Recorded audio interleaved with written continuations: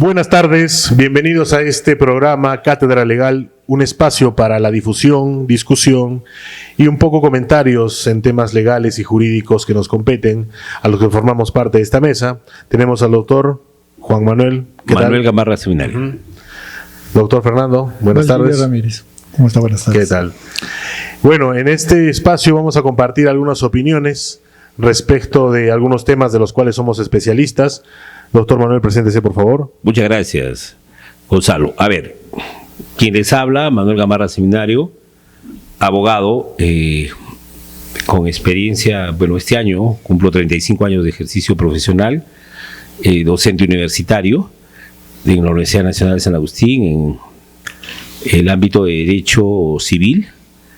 Me he desempeñado como director del Departamento de Derecho Privado de la misma universidad. Experiencia en la administración pública, he sido jefe de los registros públicos de la oficina registral número 12 de Arequipa, he defendido al Estado en varios asuntos en la Procuraduría, he sido director de la sexta región del Instituto Nacional Penitenciario INPE y en algunas otras instituciones estatales ahí me he desempeñado. Pero bien, creo que este programa lo que busca es incentivar entre los abogados el poder analizar, discutir y encontrar la razón de las normas, de las casaciones, de las sentencias, con la finalidad de que los colegas abogados y también la población, que no necesariamente son abogados, puedan entender cuál es este campo y por qué se da estas situaciones. También a los estudiantes, ¿no? Claro, por supuesto, básicamente nos importa mucho ellos. La formación de nuevos abogados. Así es. Fernando. ¿Cómo están, estimados colegas? Muchas gracias. Agradezco a la producción por permitirme participar en estas charlas que se van a producir. Estamos comenzando hoy día presentándonos. Yo soy Fernando Valdivia Ramírez, abogado, he sido procurador público municipal, asesor de distintas entidades públicas, ex asesor también de distintas entidades públicas. Nos hemos trabajado un poquito de todo, soy un poco todista, y he tratado de involucrarme en todo, en secretaría técnica, en consultoría, pero sobre todo a mí siempre me ha apasionado en el derecho y litigio. El poder argumentar, esbozar las ideas e intentar superar a otros colegas con los argumentos adecuados ha sido parte de mi pasión. Espero poder aportar un poco a los seguidores que tendremos probablemente en el futuro con las ideas y el planteamiento mío con respecto a las normas que se van a ir dando. Debemos aclarar que muchos he visto en la población y en otros incluso abogados incluso que tienen la idea de que nuestras normas están perenizadas, escritas en piedra como la Constitución, y sin embargo la Constitución se ha venido modificando día a día y cada día se viene modificando y cada día vienen saliendo nuevas normas y todo tenemos que ir nosotros adecuando a nuestra sociedad. Va a ser parte de la cátedra legal que vamos nosotros a exponer para todos aquellos que quieran seguirnos. Gracias. Bien, gracias, Fernando. Y bueno, creo yo soy el más joven de la mesa. Básicamente yo me dedico... Por poco. Yo me dedico a los temas de propiedad intelectual, derecho de la competencia, derecho administrativo. Tengo experiencia en lo que es litigios en contra de la administración pública, en básicamente defensa lo que son intereses empresariales, porque soy asesor empresarial en las materias mencionadas, ¿no?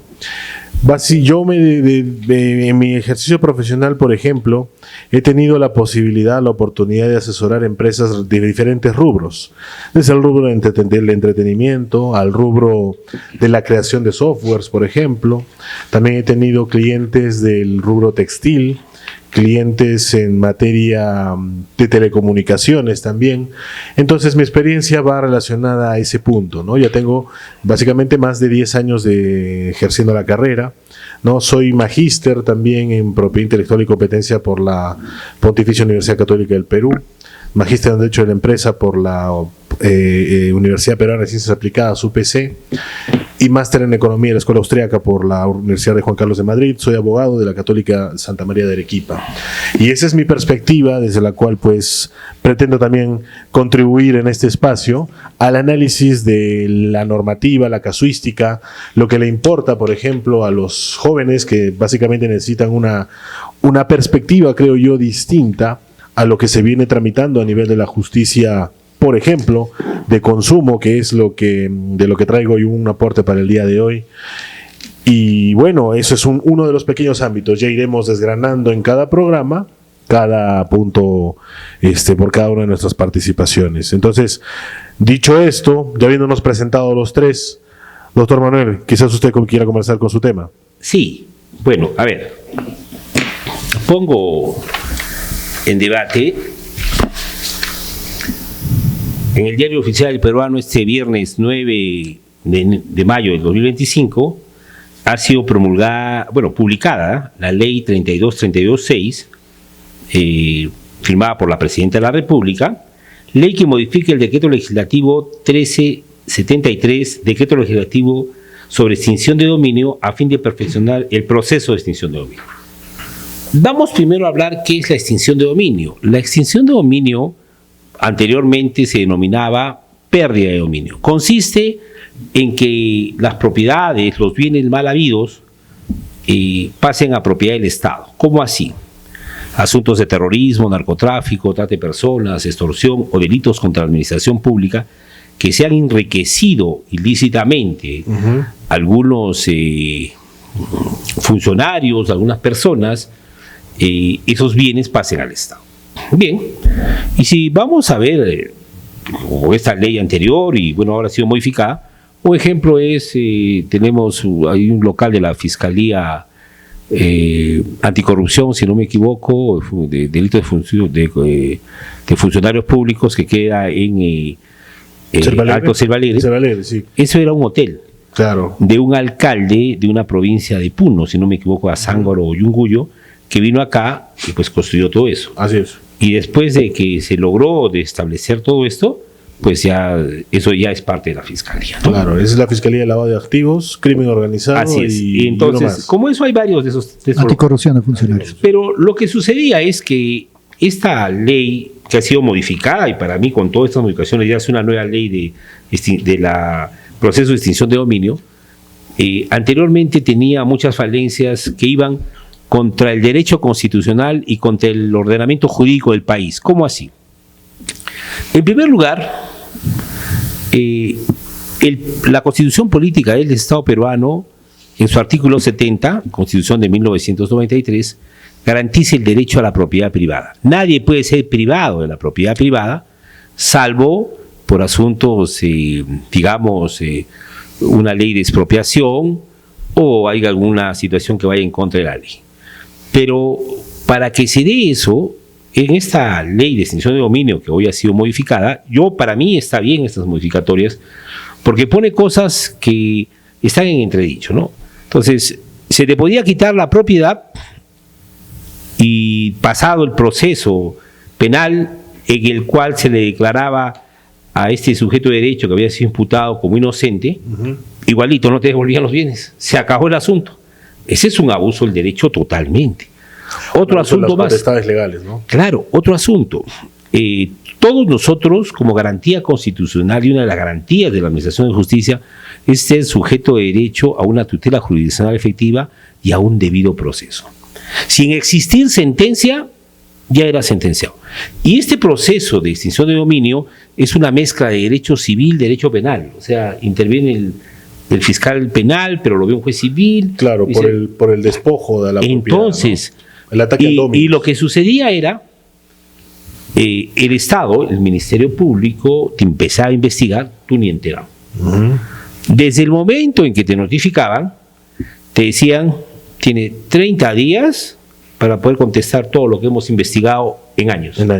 Y en esos 5 años, en esos 30 días, de repente ustedes, o la persona no podía, la persona natural o jurídica no podía en ningún momento pues agenciarse de todos los medios probatorios para defenderse. Y chao, pues no pasaba nada. Entonces, ¿qué más? Si no había una sentencia, ¿por qué te van a quitar? O sea, ese tipo de propiedad. Entonces, los que han saltado es la fiscal de la Nación y la presidenta del Poder Judicial.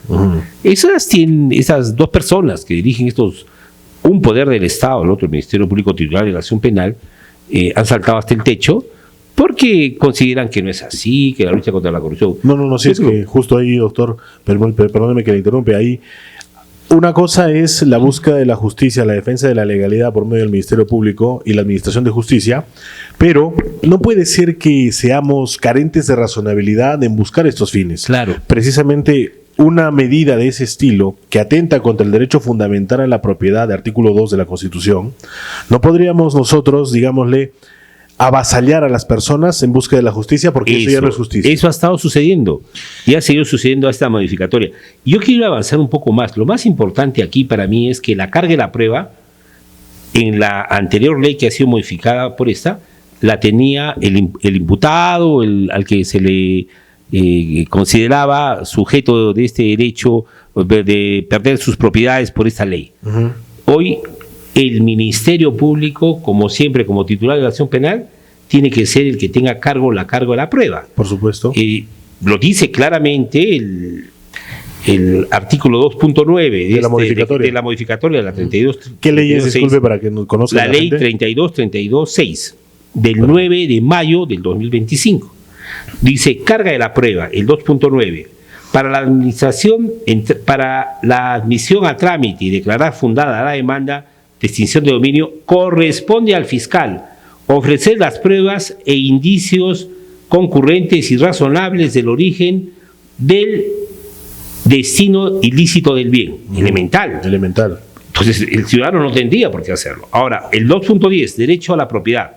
La extinción de dominio tiene como límite el derecho a la propiedad obtenido lícitamente y de buena fe, ejercida conforme al bien común y a los límites de la ley. Pues bien, artículo 70 de la Constitución Política del Estado y también al Código Civil, al libro de registros públicos, el que compra de buena fe, pues tiene la fe registral.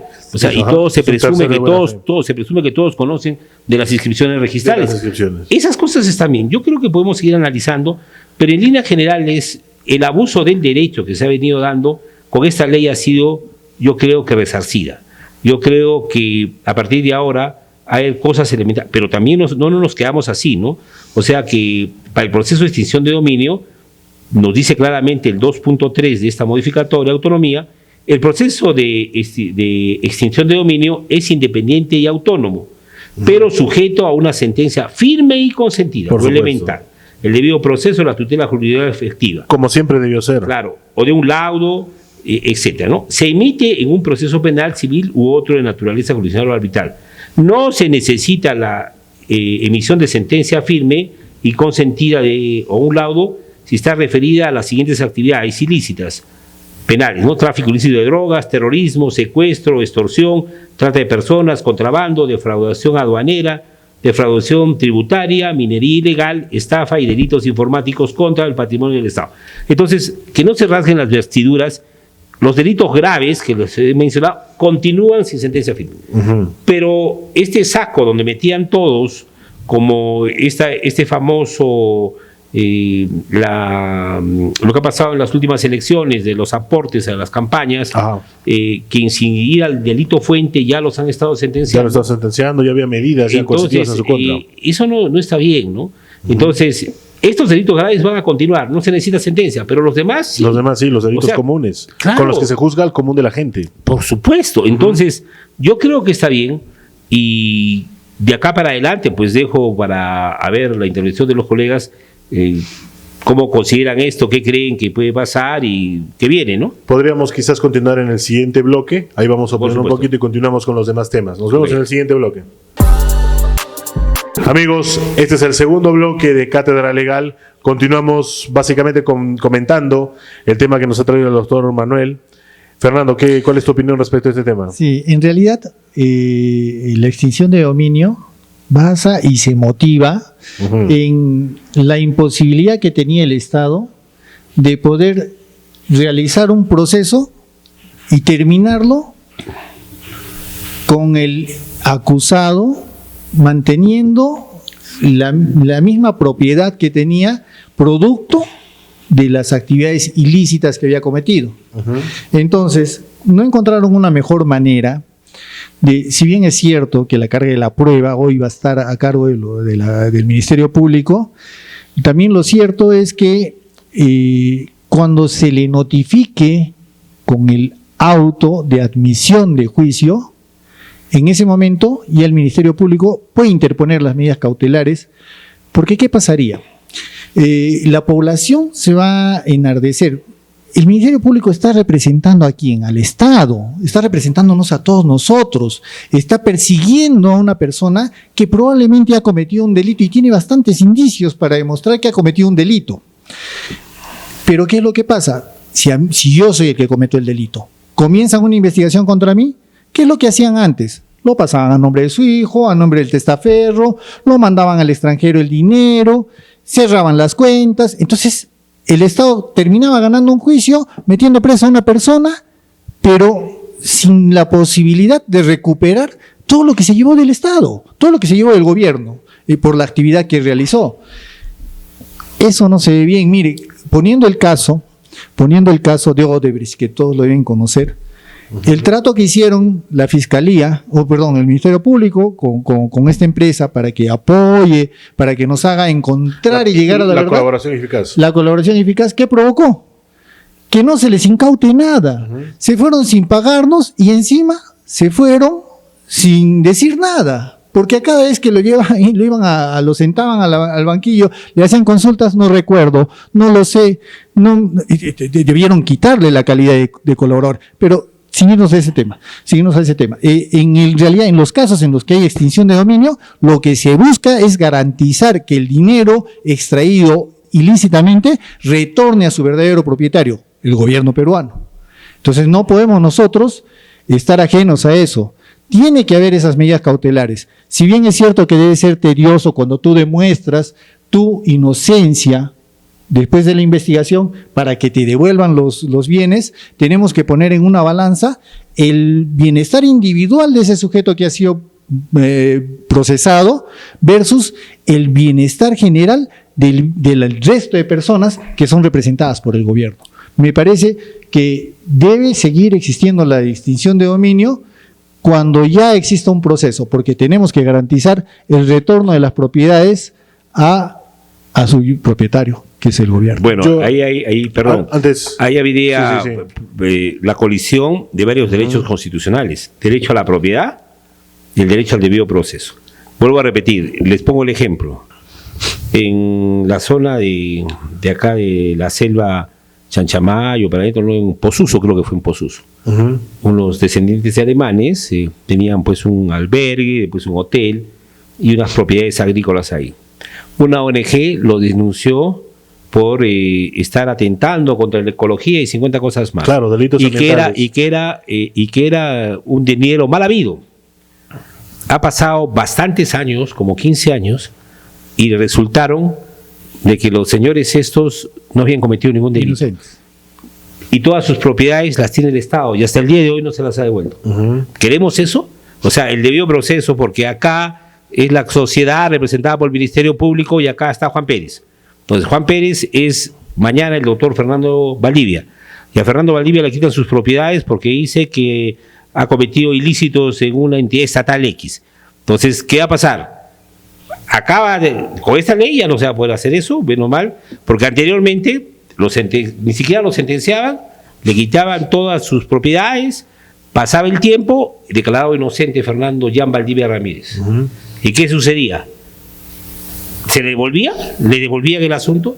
Entonces, porque la sociedad tiene que tener perjudicados a esta persona, ahí viene el problema. Y de hecho no es el único caso que ha pasado respecto a temas ambientales, ¿no? Por ejemplo, también hay registrado que organizaciones ambientales que son de protección de ecología, este tema, en la Amazonía, con comunidades amazónicas que también tienen un tratamiento especial, también a ellas les han hecho similares jugadas. Denuncian las empresas que se dedican a cosas, pesca artesanal, tala artesanal, este tipo de cosas, las denuncian por infringir, por ejemplo, normas ambientales. Y en consecuencia los pleitean, los llenan de juicios, los empapelan y terminan precisamente por la vía de la extinción queriendo quedarse con sus bienes. Eso también lo hemos visto. Pero allí yo pondría un parche, digámosle, a modo de política criminal, que es muy importante discutir ese tema. ¿Por qué ocurre la posibilidad, vamos a la fuente, ¿no? Si bien, como dijo el doctor hace un rato, es lo que mejor que les ha ocurrido, ¿no? Lo mejor que se les ha ocurrido. Yo diría que no fue lo mejor que se les ocurrió, porque recordemos que incluso puede tener un tinte político este tipo de medidas. No, tiene un tinte político porque la lucha anticorrupción no es del Perú, viene de los organismos internacionales. Claro. O sea, el Estado peruano ha sido obligado a firmar N asuntos y N convenciones de lucha anticorrupción. Lucha anticorrupción. Entonces, se amparan en eso, en el derecho supranacional. ¿Qué decían? Que nuestro derecho a la propiedad, garantizado en la Constitución Política del Estado, artículo 70, no podía colisionar pues, con lo firmado para la lucha anticorrupción internacionalmente. Entonces había que perjudicar. Entonces, ¿hasta qué punto ese derecho internacional nos va a servir? Yo lo que diría a nivel, como dije, de política criminal, yo creo que había algo mejor que hacer que antes que crear un mecanismo de este estilo, que incluso se puede utilizar políticamente, como hemos visto, ¿no? Y con intereses detrás. Y no tiene mucho que ver con, digámosle, la positivización de mecanismos legales para hacer este tipo de cosas, sino vamos atrás, antes de que se cometa el ilícito, ¿no? ¿De dónde sale la fuente para cometer este ilícito? Estos ingresos ilícitos que supuestamente bienes que uno puede adquirir por el medio de actividades de este estilo para que después me las estén incautando. Yo creo que el problema de la política criminal se va porque tiene una fuente de ingresos de dónde poder sacarlo, de dónde poder sacar recursos, de dónde poder extraer. Porque si seguimos quizás en el ruedo de aplicar este tipo de medidas, lo que vamos a hacer es hacer la extinción de dominio a medio mundo. Entonces, el problema yo creo que está aquí atrás. ¿Por qué existe la posibilidad de cometer un ilícito en ese estilo? Porque hay algo ahí que quizás está generando un choque de intereses que puede ser de personas que realizan su trabajo honestamente, pero tienen una norma encima que se los prohíbe. Quizás podríamos poner por ahí un tema, pero no es el lado de los delincuentes, porque puede haber delincuentes que también realicen ese tipo de actividades. Claro. Y cuando hablemos, ya les dije, ¿no? Que para que se necesite una sentencia previa para esto, en esta modificatoria, pero hay otros delitos como terrorismo. Claro, ese tipo de delitos. Los delitos graves en contra de la unidad van a continuar. Solamente no necesitan sentencia. Esos no son delitos comunes, ¿no? Claro, pero los delitos comunes, que es el fuero común y todo lo demás, ya era momento en que pues sea protegido este asunto. Sí, que sean sujetos de un debido proceso. Vuelvo a repetir, ¿quiénes son los que saltan? Los que tienen intereses y están alineados a ONGs, a organismos internacionales, claro, ellos de lucha contra la corrupción. Miraban una especie de beneficio sobre la base de enjuiciar a personas acusándolas de este estilo. Este y otros ejemplos, ¿no? Hechos arbitrarios también, ¿no? O sea, digamos, hay 4 hermanos que viven en la propiedad que era de sus padres y en algún determinado momento uno de los hermanos se volvió narcotraficante. Y en una sucesión intestada y todo lo demás, viene el Estado y los desaloja a todos porque dice que es producto del ilícito. Claro, ahí hay una mala delimitación sobre el tema. Entonces yo creo que con esto es una forma de poder encauzar el asunto. Es que estamos yéndonos al extremo, ¿no? Estamos yéndonos al extremo, porque estamos indicando que en base a un delito, porque lo que me están diciendo y la figura que están dando, hasta donde yo la entiendo, son delitos. ¿Por qué? Porque si lo miro al señor que está trabajando y soy de una ONG, falseo información, la gradúo de tal manera que le extingan el dominio a una persona que está trabajando bien, que deben ser los casos menos, pero sí los hay. En el Perú siempre encontramos una forma de sacarle la vuelta a la norma. Entonces, si estamos hablando de que un delito está cometiéndose para apropiarse de los bienes que lícitamente, entiendo que lícitamente los han conseguido en esas empresas, en el ejemplo que han puesto, entonces estamos hablando de que el delincuente está en el otro lado. A ese también hay que perseguirlo. Ahora, con respecto a si hablamos acerca de un derecho, estamos hablando de un tema social, de que en realidad las personas, todos deberíamos ser conscientes y no cometer actos ilícitos. Ese sí es otro tema, ¿no? Claro, pero la justicia tiene que ser razonable, evidentemente, ¿no? Claro, pero una justicia Gonzalo, sin razón termina siendo hasta venganza. Lo que yo digo es lo siguiente. Pero ese es un delito, la venganza, claro, que está haciendo.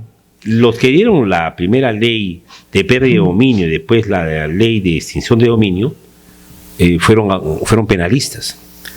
Los abogados penalistas, yo a tonos de broma digo que tienen otro cerebro, porque no entienden que el derecho constitucional es transversal para todos. Las garantías constitucionales son para todos. Claro, para el derecho civil, penal, laboral, administrativo, lo que quieras. Por eso y entonces, siempre... por eso que hay colisión. Los penalistas no entienden que encima de su código penal o su código procesal penal o encima de sus leyes penales está la Constitución. Claro, y ahí para forma de como que terminar esta idea, siempre nos damos cuenta de que el derecho penal tiene muchas remisiones a otras materias, ¿no? Incluso a ciencias de otro estilo, ¿no? Derecho penal y eso económico. y eso habría que construirlo mucho mejor, pero vamos a ver en el siguiente bloque algunas conclusiones más. Nos vemos en el siguiente bloque. Amigos, continuamos en este tercer bloque. En este bloque, Fernando nos va a presentar un tema más. Adelante, Fernando. Claro, listo. Sabe que el año pasado, el 12 de noviembre, ha ingresado a la comisión, al Congreso, ha ingresado un proyecto de ley el congresista Jorge Luis Flores Ancachi. Es interesante comentarlo porque es un proyecto de ley que está proponiendo que se habilite de manera excepcional un trámite administrativo para otorgarles licencia de conducir a todos aquellos que tienen las licencias de conducir canceladas. Canceladas significa que ya no pueden volver a sacar su licencia porque por un trámite administrativo ante el Ministerio de Transportes y Comunicaciones se les ha imposibilitado por alguna motivación que la tengan cancelada. Es decir, que están vetados para sacar de por vida una licencia. Exacto, están vetados para sacar de por vida una licencia. ¿Qué es lo que está proponiendo este señor congresista? Que para hasta fines de año, excepcionalmente, todos aquellos que se consideren beneficiarios puedan solicitar que se les rehabilite y se les dé licencia de conducir.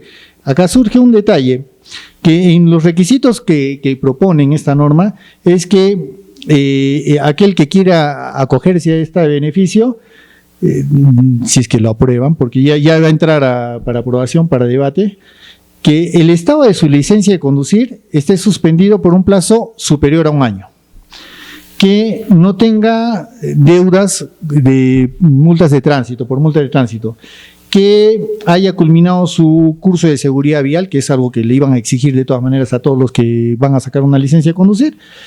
Adicionalmente, adjuntar un certificado de no contar con antecedentes penales y judiciales, algo discutible. Y por último, no estar inmerso en un accidente de tránsito. Es decir, con esto está excluyendo a todos aquellos que han sido, que tienen la licencia cancelada, motivo de haber conducido en estado de ebriedad y haber ocasionado un accidente. Los demás sí podrían acogerse a esto. Lo que surge acá, el detalle que surge y la duda que al menos a mí se me presenta es que ¿a quiénes se les ha cancelado la licencia? A los reincidentes que conducían vehículos sin contar con licencia. La mayoría de los casos y las estadísticas que incluso proponen acá en el proyecto son de conductores de vehículos de servicio público. Entonces eso quiere decir que cuando yo me subo a una combi, a un bus, no sé si es que realmente el conductor tiene licencia de conducir. ¿Qué pasa si es que genera un accidente o genera algo? Supuestamente esto debe estar bien controlado. Lo que ocurre es que a estos señores que se les ha cancelado, no se les cancela la primera vez, sino se les cancela en la reincidencia por segunda vez. Cuando lo encuentras por segunda vez conduciendo, sin licencia de conducir, y ya habiendo sido sancionado por ese hecho, reincides, te la cancelan inhabilitada por vida. Hoy, en este proyecto de ley, la mayoría de los que están apoyando, impulsando, están agradeciendo y aplaudiendo este proyecto, son justamente esos conductores de vehículos. Todos los gremios de transporte público. Sí. Ahora, no sé, yo lo pondría a debate porque para que pongan su opinión, yo soy de la opinión de que ya no se les debe dar la posibilidad de sacar una nueva licencia de conducir. Dicen ellos, justamente ellos son los que han apoyado para que llegue este proyecto, proponen que es su fuente de trabajo. Pero si mi fuente de trabajo es ser abogado, por lo menos tengo que estar habilitado y haber estudiado Derecho. Si mi fuente de trabajo es ser conductor de combi, por lo menos tengo que tener la licencia. ¿Cómo puedo decir que es mi fuente de trabajo si es que no cuento con la licencia? Claro. A ver, ahí hay una cosa importante, dice, eso de antecedentes penales y judiciales sería ahí un embudo ahí para que no proceda eso, y también habla, entiendo, de que no haber tenido multas, no haber puesto... Claro, no deber las multas. Es que, ¿qué es lo que pasa? Pero la multa es a la unidad o la multa es al chofer. En realidad, con las normas de tránsito anteriores, la multa venía al vehículo. Al vehículo. Hoy en día ya viene a la licencia. Claro. Pero a los que han cancelado seguramente que se van a vehículo, decir, son a los vehículos. Que lo pague el dueño, el vehículo. Que lo pague el dueño. El tema de la multa, ¿no? La consecuencia accesoria a la comisión de la multa es precisamente la pérdida de puntos, la cancelación de licencia, con una sentencia, con un pronunciamiento que diga que este señor ha incurrido en determinado delito. En Lima había, cuando habían operativos, que agarraban ahí a los que conducían combis, alguno tenía 300, 400, uno tenía más de 1000 papeletas, o sea, ¿no? 1000 papeletas, o sea, y de repente ya no tiene ni licencia, entiendo, y ahora con este proyecto de ley, si se vuelve ley, aleluya, regresa a manejar. Ya tendría licencia. Básicamente ahí podemos observar, esto evidentemente no podríamos tratarlo solo desde el tema de este proyecto de ley, porque este proyecto de ley básicamente lo que hace es una especie de vista gorda respecto de, por ejemplo, algo muy esencial en el tema de la conducción, que es, por ejemplo, que el Ministerio de Transportes, de acuerdo a sus funciones y la gran reglamentación que emite, porque ustedes saben, señores, la Ley de Tránsito y Transporte Terrestre, Ley 27181, dispone facultades al MTC para que emita varios tipos de reglamentos. Uno de ellos es el reglamento de lo que son licencias de conducir. Entonces, allí, por ejemplo, hay todo un íter, todo un procedimiento, ¿no? O un proceso que debemos seguir. Evidentemente, si hay conductores que han incurrido en 1000 papeletas y que digámosle así, han socavado la base de su credibilidad como conductores, yo creo que tendría que ser mucho más rigurosa la posibilidad para que puedan volver a ser conductores certificados por el MTC. No tan sencillamente como cumplir estas cosas. Además que hay creo que por ahí, justo como decía el doctor, está un poco en contradicción. Claro. Esa de los antecedentes. Que no tenga los antecedentes. Pero ese es un poco, tendría que haberse limpiado los antecedentes ya. Ahora, eso no es tan fácil, creo yo. Y adicionalmente estamos en el país, si es que nos vamos a la realidad, estamos en el Perú, ¿no? Entonces, si nos vamos a la realidad, estos señores que tienen la licencia cancelada, que han reincidido, ya les han cancelado realmente la licencia, teníamos que preguntarnos si dejaron de conducir. Porque ahora entrarán en estadísticas, ellos si es que están conduciendo con esta sanción de que ya no pueden obtener nunca su licencia de por vida, ¿habrán dejado de conducir o siguen conduciendo y arreglan de alguna manera o se ingenian de alguna manera para ya no entrar en las estadísticas? Porque obviamente las estadísticas le juegan en contra siempre a la administración encargada de lo que es el control del tránsito, porque si bien recordamos la ley 27444 establece que cuando uno va a sancionar una falta administrativa, como son por ejemplo las faltas de tránsito, tiene que tener en cuenta determinados ítems de razonabilidad. Uno de ellos es, por ejemplo, la probabilidad de detección, que es siempre digámosle así, el talón de Aquiles de toda administración, porque no tiene los suficientes, digamos, dientes la administración para estar presente en cada lugar donde hay, entonces no puede detectar tan fácilmente, ¿no? Entonces ese es un ítem que básicamente hace flaquear el tema de la posibilidad de detección. En consecuencia, pues, si hay miles de conductores que pueden estar con tantas papeletas y ya perdieron toda la credibilidad y siguen conduciendo, a la administración se le va a hacer imposible poder detectar eso y poder verificar, entonces, si pueden volver a reinsertarse a ser conductores habilitados, ¿no? Entonces, es un tema entrampadísimo en el que ha salido, y este proyecto de ley, bueno, es lo más de lo mismo. Yo esperaría que no aprueben algo así. Es un populismo, ¿no? Exacto, ¿no? Es un proyecto de ley que básicamente tiene nombre gremial, parece, ¿no? Esto parece impulsado por gremios de transportes. O el sindicato de choferes sin licencia. Ahora, si es que no confiamos mucho en el Congreso, la mediaticidad, la cantidad de pobladores que se pueden beneficiar con esto, podrían hacer que la aprueben. Yo creo que sí, Podría es muy ser. probable. Y bueno, este ha sido el tema de un poco mediático, bastante falto de criterio, muy a la ligera, casi como todos los proyectos de ley que vemos que están en carpeta, que están así a discusión para debate, etcétera, ¿no? Entonces, bueno, ese es el tema. En un siguiente bloque continuamos con otro tema. Amigos, cuarto bloque de Cátedra Legal, y básicamente esta vez ya me toca a mí presentar un tema. Este es un tema que está un poco en boca de todos, porque a todos nos toca específicamente, y es básicamente titulado El fin del spam. ¿Qué ha pasado? El Congreso aprobó por insistencia la norma que prohíbe llamadas, mensajes, correos no deseados, por los cuales proveedores de bienes y servicios digámosle así, nos atosigan, nos inundan de publicidad sin haberla autorizado, que esa es la característica principal de este tipo de publicidad, ¿no? Pero ¿qué pasó en el Congreso? Por unanimidad aprobaron esto por insistencia. ¿Qué significa? Que esta norma ha sido vetada por el Ejecutivo, y por insistencia, que es el mecanismo que tiene el Congreso para hacer prevalecer su posición o su función legislativa, dice ya, ¿qué importa que lo haya vetado? Yo lo apruebo por insistencia y se aprueba, ¿no? Ese es el mecanismo y de esa manera funciona. Y esta norma básicamente lo que busca es modificar un inciso del artículo 2 del Código de Protección y Defensa del Consumidor, en el cual se establecen toda una serie de derechos que tienen los consumidores, ¿no? Si vemos ahí, hay muchos. Derecho a ser a un trato igualitario, trato digno, trato equitativo, derecho a tener información, muchos de ellos. Uno de estos es el derecho a básicamente a que uno pueda recibir publicidad siempre y cuando haya autorizado la recepción de esa publicidad, ¿no? Un poco dentro de la cultura moderna en la cual si uno quiere llamar a otra persona tiene que pedirle permiso, ¿no? Un poco va en ese sentido. Pero eso a razón de que recientemente los proveedores de bienes y servicios, que son los sujetos de derecho en este caso, los sujetos de derecho dentro de la relación de consumo que se configura al amparo del Código de Protección al Consumidor entre un consumidor y un proveedor, básicamente necesita de la figura publicitaria para poder pues ofrecer sus bienes y servicios a los consumidores y que estos en una decisión de consumo informada, libre y consciente puedan acceder a algo provechoso para sus necesidades, ¿no?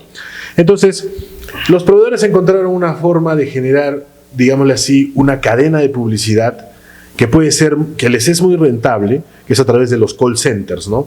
Y en estos call centers los hemos sufrido quizás todos.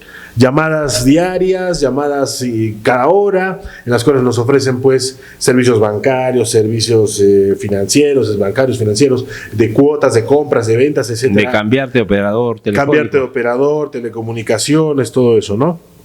Entonces, a razón de esto ha habido muchas quejas de la sociedad civil, de asociaciones de consumidores, a quienes yo creo que alguna vez deberíamos dedicarles algún espacio porque hay mucho que discutir a nivel de su labor, su rol, ¿no? Asociaciones de consumidores que se han pronunciado precisamente buscando una iniciativa legislativa que busque restringir este tipo de publicidad, ¿no? Y el proyecto de ley que ha sido aprobado por insistencia, como digo, precisamente busca simplemente que la autorización se dé para poder recibir este tipo de publicidad. Aquí yo le encuentro prácticamente así a modo de crítica desde mi experiencia, desde mi formación, una serie de problemas. La primera es, por ejemplo, el tema de la autorización. Esto supone que cada persona que esté precisamente hoy, a partir de este momento, no todas las personas a partir de este momento van a recibir, digámosle así, el mismo tratamiento, porque ya muchas personas en el pasado han dado su autorización para recibir publicidad, ¿no es cierto? Ya muchas ya han dado. Es más, damos autorización para recibir publicidad sin darnos cuenta.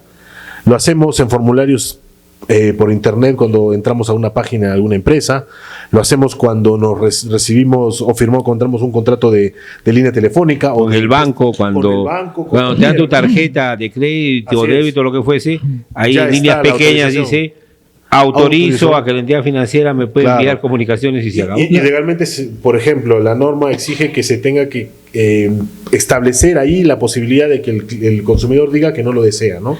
Marcarlo Pero en negativo. Esos son no los se va a famosos dar, contratos no se va a dar de por- adhesión. Sí, son los contratos por adhesión. Esos, que uno, como dice, Contratos de adhesión, masivos. ya está hecho, o sea, Sí, no sí, van a sí. dar cláusula por cláusula contigo, no es un asunto bilateral, sino que ya está hecho. Si quieres, Ajá. tú no, si no, no. No, claro, y claro. la gente lo va a firmar, ¿no? Claro, pero justamente la norma les exige que ese tipo de medidas estén publicitadas ahí y puedas escoger, ¿no? Pero el punto es que ya mucha gente ya lo ha hecho. Entonces, evidentemente, la gente que ya dio su autorización en el pasado tendría que comunicar su deseo de no seguir recibiendo publicidad para que esto se ejecute. El punto es que la gente no se acuerda a quién le dio autorización para recibir publicidad. Entonces es un poco lo que queda en el camino.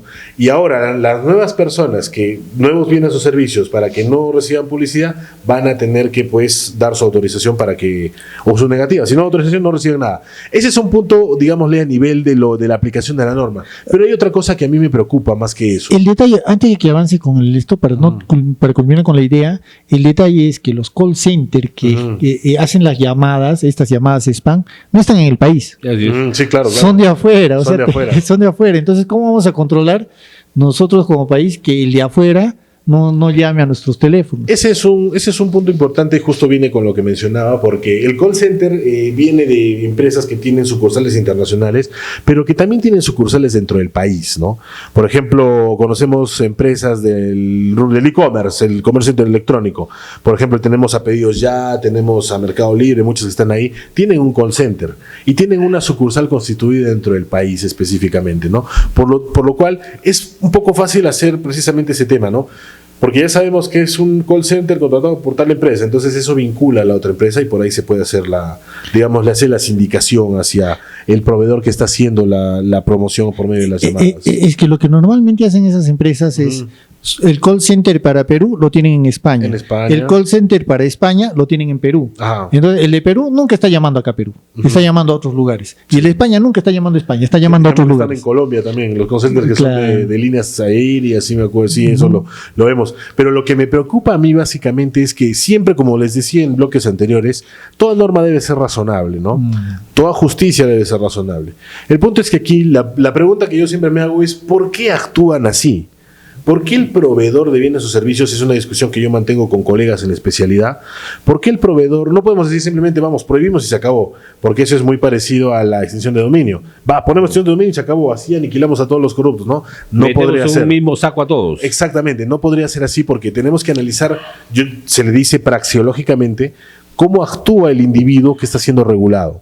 En este caso, ¿por qué las empresas hacen sus call centers de esa manera? Yo intuyo, y el análisis praxeológico que hago es esto. Las empresas generalmente necesitan hacer negocios con otras empresas para poder ofrecernos bienes o servicios de una determinada forma. Por ejemplo, señores, se han preguntado por qué existen beneficios por usar tarjetas de crédito, como por ejemplo cuotas sin intereses a 12, 6 meses, 18 meses, así. Eso existe no porque sea una bondad de la empresa. Eso existe porque la financiera, el banco, tiene la posibilidad de negociar con un sinfín de proveedores determinadas condiciones. ¿Pero a condición de qué? De, por ejemplo, pagar una membresía, que la gente se queja de las membresías. Pero si no pagáramos la membresía, es muy probable que el banco nos ajustase y dijera, bueno, ya que no cuento con el dinero de la membresía, no puedo negociar, no puedo sustituir esto. Entonces, tengo que quitar ese beneficio. Es por eso que no es bueno que a nivel normativo se fuerce a las empresas a actuar de una forma distinta. Lo que yo creo que debió haberse hecho en este caso es analizar por qué las empresas utilizan el call center. Quizás están haciendo un negocio por ahí atrás para poder brindarnos otro tipo de servicios e incluso de captar mayor información de los consumidores. Porque ese es el mecanismo que se utiliza por medio del marketing, publicidad, para saber lo que necesitamos. Ese es un gran mundo. Y es algo que, obviamente, así como vimos en el caso de la licencia de tránsito, de conducir, a los congresistas se les pasa bien por acá. Entonces, ese análisis científico, económico, praxeológico detrás de la norma es lo que a mí siempre me ha preocupado, porque no podemos dar normas pues así al chanclazo, ¿no, doctor? Yo les digo que ya le sacaron la vuelta a la norma. Les voy a poner el ejemplo. A ver, Ya. ¿cómo haría? Esta norma recién acaba de salir y dice que no tienen que estar spameándote, llamándote ellos. Ajá. ¿Qué ocurre? Pues no sé si se han dado cuenta, hace 2 días o 3 días, cada vez que llama un teléfono, hay en la operadora, y hasta puedo hacer la llamada ahorita en este momento, y vamos a Eso. escuchar la propaganda, la Ajá. publicidad, porque te van a decir, estoy llamando de un teléfono de una empresa X, no hacemos propaganda acá porque tampoco nos promociona. No nos pagan. Entonces, de una empresa X, y me contesta, o sea, en vez de que empiece a timbrar, en la espera me dice, si quieres cambiarte a esta otra empresa, llama al 0800 tantos de tantos y cámbiate. ¿Eso se considera un spam?